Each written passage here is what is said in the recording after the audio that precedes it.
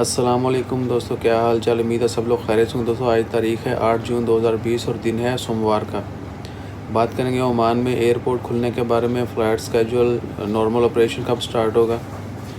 तो वो जो है सुप्रीम कमेटी ने जो कमेटी लास्ट वीक अपनी प्रेस कॉन्फ्रेंस में 4 तारीख को जो हुई थी, उसमें कहा था एक कमेटी बना दी गई है जो डाटा इकट्ठा करेगी, एनालाइज़ करेगी और डाटा प्रिपेयर करेगी कि कब और किस तरह जो है एयरपोर्ट ओपन किया जाएगा और कौन से इक़दाम पहले किए जाएंगे, कौन से जो हैं इक़दाम ड्यूरिंग ऑपरेशन वो किए जाएंगे।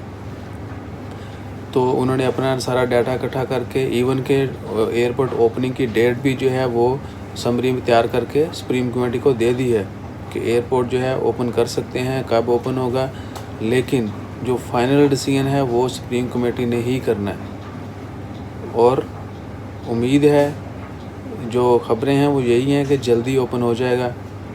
क्योंकि जो कमेटी थी एविएशन की, मिनिस्ट्री ऑफ ट्रांसपोर्ट की, उन्होंने अपनी तरफ से डाटा इकट्ठा करके एनालाइज़ कर सारी सूरत हाल का मुकम्मल जायज़ा लेने के बाद जो भी डाटा था, जो भी उनकी नज़र में जो इक़दाम उन्होंने करने थे या देखने थे, वो सारी चीज़ें चेक करने के बाद इवन के एयरपोर्ट ओपनिंग की डेट भी जो है वो मेंशन करके सुप्रीम कमेटी को दे दी है कि हम इस वक्त या इस डेट को एयरपोर्ट जो है वो ओपन कर सकते हैं, एयरपोर्ट ओपन कर सकते हैं और नॉर्मल ऑपरेशन जो है फ़्लाइट ऑपरेशन वो शुरू किया जा सकता है। साथ ही जो है मिनिस्ट्री ऑफ ट्रांसपोर्ट के जो हेड हैं उन्होंने कहा, मज़ीद वजाहत की कि जो फाइनल डिसीजन है वो सुप्रीम कमेटी ने ही करना है। सुप्रीम कमेटी जो डाटा उनको दिया गया उस बेस पर जो है फाइनल डिसीजन करेगी कि आया जो दी गई तारीख़ है उस पर एयरपोर्ट ऑपरेशन जो है वो शुरू किया जाएगा या नहीं किया जाएगा।